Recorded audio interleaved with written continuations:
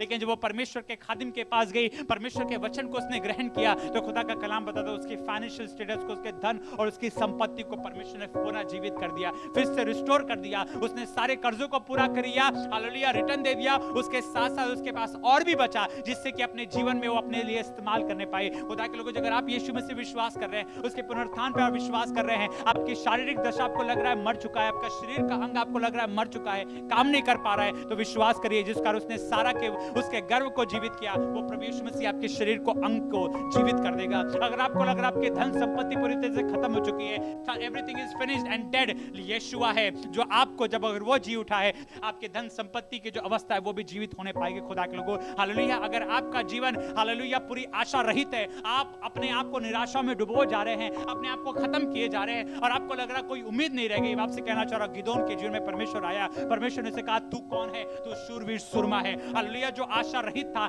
जो उम्मीद से हार चुका था, अपने आप को सबसे छोटा समझ रहा था, परमेश्वर ने उसे एक शूरवीर सुरमा बना दिया और एक विजयी जीवन जीने पाया और ही बिकेम अ जज, वो एक न्यायी बनने पाया। आपसे कहना चाह, अगर आप आशा रहित है और आपको लग रहा है चीजें खत्म हो गई आपके जीवन में और आपको लग रहा है आपके लिए कोई उम्मीद नहीं रह चुकी है, उस खुदा के पास आइए, क्योंकि वो जी उठा है, वो मृतकों में से जी उठा है और आप भी फिर से आशा से भर जाने पाएंगे। खुदा के लोगों, उम्मीद से भर जाने पाएंगे और आप एक शूरवीर सुरमा की तरह अपने जीवन में आगे बढ़ने पाएंगे। मौत की वादियां वहां पर थी, खुदा के लोगों, चीजें सूख चुकी थी। हालेलुया, इज़ेकिएल 37 में लिखा हुआ है, मौत की तरह ही है, हड्डियां सूख चुकी है, कोई रास्ता नहीं है, कोई उम्मीद नहीं है और कोई पॉसिबिलिटी नहीं है। ह्यूमन हिस्ट्री में अगर कहा जाए, साइंस अगर पढ़ा जाए, साइंस पूरा खंगाल लिया जाए, आज भी अवस्था असंभव है कि सूखी हड्डी को फिर से जीवन में बदला जा सके, ये असंभव बात है आज भी। लेकिन खुदा का कलाम बताता है, परमेश्वर ने उस दास से पूछा, बता क्या ये सूखी हड्डियां फिर से जीवित हो सकती है? ये अवस्था क्या फिर से जीवित हो सकती है? क्या ये अवस्था फिर से बदल सकती है? उस खुदा के खादिम ने कहा, परमेश्वर तू जानता है। हाँ, परमेश्वर जानता है कैसे करना। खुदा के लोगों, वो परमेश्वर जानता है खुदा के लोगों की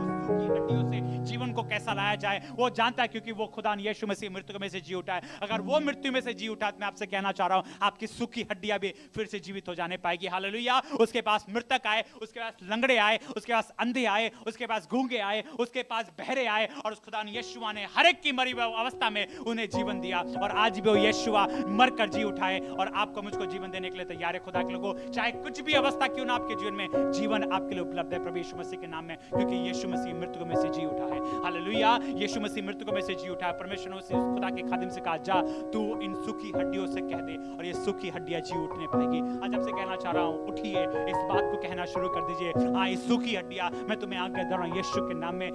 हे मुर्दा अवस्थाओं में तुम्हें आज्ञा दे रहा हूं, हे शरीर के बीमारियों में तुम्हें आज्ञा दे रहा हूं, हे तकलीफों में तुम्हें आज्ञा दे रहा हूं, जो मृत्यु, जो आशा रहित अपना जीवन जी रहे, आज यीशु के नाम में आज्ञा दीजिए, क्योंकि वो यीशु मृत्यु में से जी उठा है। अगर वो जी उठा तो आप मृत्यु में नहीं रह सकते, आपकी अवस्थाएं, आपकी परिस्थितियां मृत्यु में नहीं रह सकती। आपको जीवन के लिए प्रभु ने चुना है, आपको स्वर्ग स्थान में उसने बैठाया है, वो अपने अनुग्रह के असीम धन को आप पर प्रकट करना चाह रहा है। उसके लिए जरूरी है कि आप यीशु मसीह के नाम पर विश्वास करें और यीशु मसीह के नाम पर विश्वास कर उसकी घोषणा करें।